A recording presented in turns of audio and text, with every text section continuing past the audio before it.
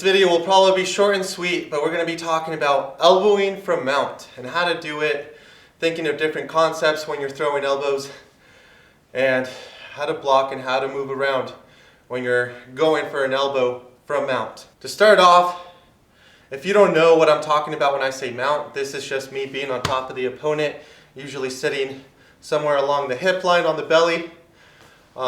If you don't know how to do that with technique, go ahead and watch one of my earlier videos that I have made called Full Mount Basics.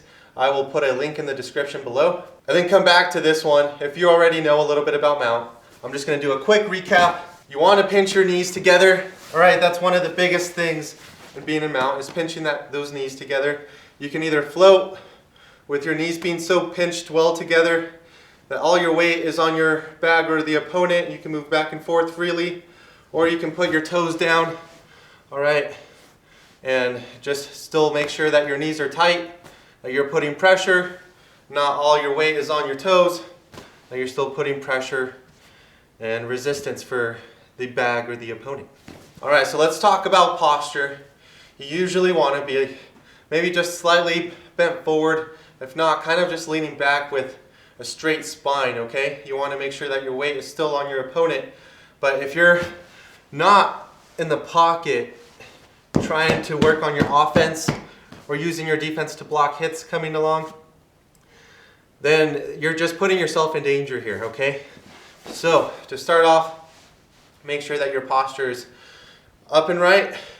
When you go to close that distance to get into the pocket, right, maybe your opponent is already throwing shots at you and you grab one of them, so you go in with the punch. Now I'm closing that distance, I'm getting closer to my opponent, and I'm entering that danger zone, per se.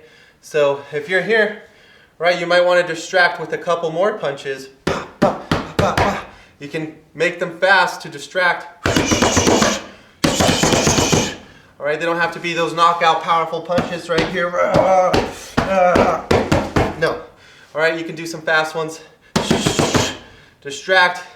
When you see an opening, that's when you can come in with that elbow. And I'm planting down here, but I'm not planting on the ground. All right, if you decide to plant with your hand down, make sure it's somewhere on the opponent, but just know that you plant it down, they can also grab it from you. I would just say it's better to plant on the opponent than it is to plant on the ground. You let me know what you think in the comments. If you don't plant, you can just come in with that elbow here. All right, I'm still protecting my face here from not planting. All right, it's a good little rule of thumb you could take. But I'm coming down with this elbow, and you want to imagine a full body workout when you're throwing just one little elbow, okay? It's not really a little elbow, but when you throw this elbow, I'm twisting. All right, my core is twisting like if I had a ball. I'm doing those side crunches, whatever they're called. All right, it's the same thing here. Same thing with the punch. All right, I'm twisting my spine, generating that power. I can't really twist my hips so much because I'm holding the bag down or the opponent down, right? I'm tight here, but you can twist from the waist up. So you want to twist, twist, twist, come down with that elbow, and imagine striking with this meatier part of the elbow, the bone. All right, you can't imagine hitting with the tip of the bone of your elbow, but if you're going to be hitting every single hit with the tip of your bone, eventually it'll just, break it off. So you want to spread that impact on your arm to take less damage, to take less focus damage, if that makes sense. So it's not as much power going into one little spot of the area of the bone where it might break or it might snap. All right, there's some meat here, a little bit of muscle, hardly any, but just a little bit of muscle right here that I can flex right before I land with this elbow. And that way I am protecting my arm as I throw this elbow. Now, before I continue on, I just want to say, do not practice this with other people, really. All right, there's a reason why these things don't really get taught in different gyms. And it's because the elbow is a bony part, obviously, of the body, all right? It doesn't really even matter the body type or body size. If, a person extends that elbow, there's going to be some bone there, okay? So it just It's not the same as like a punch with gloves on or a kick with shin pads or any other hit on the body that involves some like muscle or it being protected or something. So you just want to be extremely, extremely careful if you are practicing this with someone else. And a lot of gyms, we don't even get taught how to elbow. All right, they don't show you how to elbow if you're like a brand new person or a white belt or whatever the ranking system is. If you're new, you're not even going to like learn anything about it until you like almost show yourself that you have control. That you have control of your hits, your control of your power, all right, control of your body when you're extending. All right, if you're extending a centimeter too much or an inch too much, you're probably just not ready for an elbow, all right? If you're trying to be that precise, because if you extend an inch too much, all right, and you're practicing with someone else, that could be a full out almost elbow, you know, that could potentially knock someone out.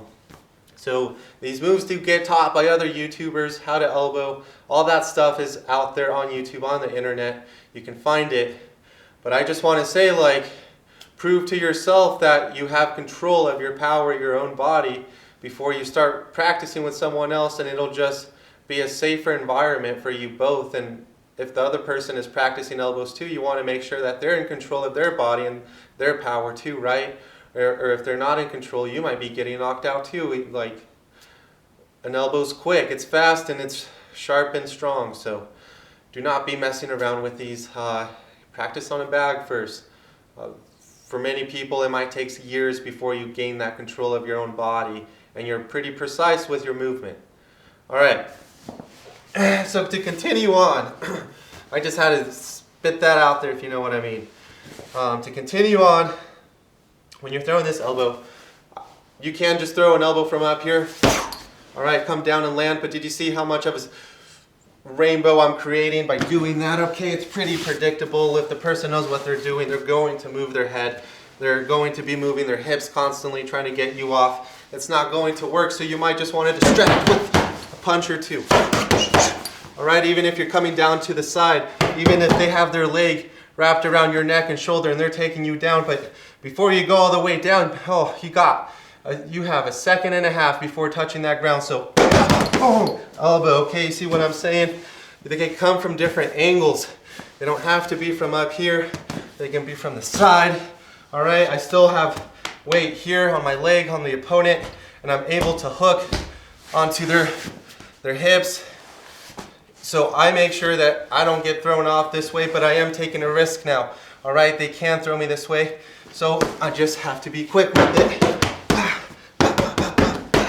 All right, there you notice that I threw this elbow this way. It wasn't straight across anymore. So you want to think of your elbow as a clock, okay? And depending how flexible you are is depending, or will allow you to hit those different times on the clock. So if I'm thinking about 12 o'clock, striking 12 o'clock, that's when I throw this one, where I'm arcing my shoulder to make sure that my hand is out here and that my elbow is over here, okay? And why might you throw an elbow like that? Well, you know, because you're trying to distract them and you might only get one opening on them. And maybe they just kind of threw down their hand over here and you need to come up from the top. So that's when you do the 12 o'clock. You could do 1 o'clock, 2 o'clock, 3 o'clock, 4 o'clock, 5 o'clock, 6 o'clock, all right? And anything else beyond that, I feel like you just kind of lose power unless you're naturally that flexible to continue and get momentum out of that. But if I try to go past 6 o'clock, I'm now having to curve my elbow this way, okay? And that might work for like a little hint just to like distract them and for them to think like, oh, where did this elbow come from? Kind of a thing. I'm not saying they're totally useless, but you know, I just wouldn't go past 12 to 6. And if it's on my left side, I'm not gonna go past 6 to 12. All right, I'm gonna stick on this side as well with the same directions. 3 o'clock or 9 o'clock, you know what I'm saying? 8 o'clock, 7 o'clock, 6 o'clock, all right? but I'm not going to go to 5 o'clock because now I'm doing this weird movement here. I might do a 1 o'clock, all right? But honestly, if I'm trying to hit on this side, I will probably just go with that elbow, if that makes sense. So you don't want to overextend yourself. You want to be as powerful as you can without losing your flexibility or your body mechanics too. You know how if I'm twisting right here at my core, now this creates more momentum to go through my shoulder as I'm swinging down, and I meet that crunch at the very end as I come down with that elbow. All right, so all that force that's being generated will then hopefully go to that elbow by that point. Like this video if you're learning something. Let me know what other techniques you're thinking about when you watch this video, or what you personally do when you're throwing combinations or elbows from mount. Put them in the comments below so we can all talk about it. And just a little tip to throw out there, when you are in mount, you do want to be protecting your own face. Just because you're on top of someone doesn't mean they're not going to punch you. All right, that's one of my favorite things to do if someone's mounted on me, is I'll still throw punches. I don't care. I know what I'm sacrificing. I won't throw them unless I'm confident that they probably won't get an armbar on me, okay? And sometimes I'll throw a punch so that they do get the armbar, only for me to come up and stack them on top. So, you know, it's just knowing your opponent, knowing what you can get away with, knowing your game. But that's why you want to practice for a very long time before throwing these elbows. But you want to be protecting here. You want to be protecting your face. All right, with the opponent, they're probably going to be squirming around, so you want to make sure that you're following with your hips. If they go this way, your hips follow. This way, your hips follow. All right, and if they go this way, I'm not way out here. My hips follow, and so does the rest of my spine. Okay, I'm keeping control. All right, maybe throwing some combos in there. Well, you're moving, you're squirming, and you see an opening. Before you land, before you get thrown down, but you come back up to the top. All right, now I'm doing some backhands here just to add a little bit more distraction. Be very careful when practicing these moves.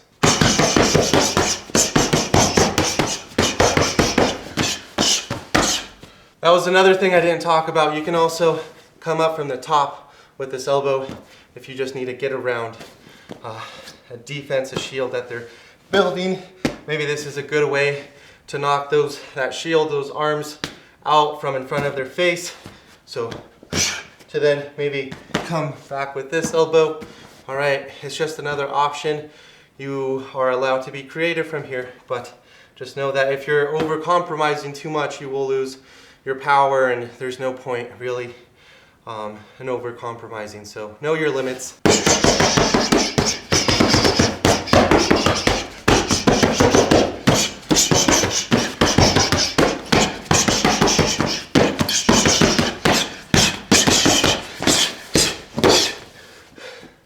Everyone, thank you for getting me over 200 subscribers. I appreciate it so much. Thank you for watching. Much love for you and everyone out there that you care about, but do not forget that you need to have that love for yourself to be able to care for others the way you want to care for them, okay? All right, so have that love for yourself, and until next time.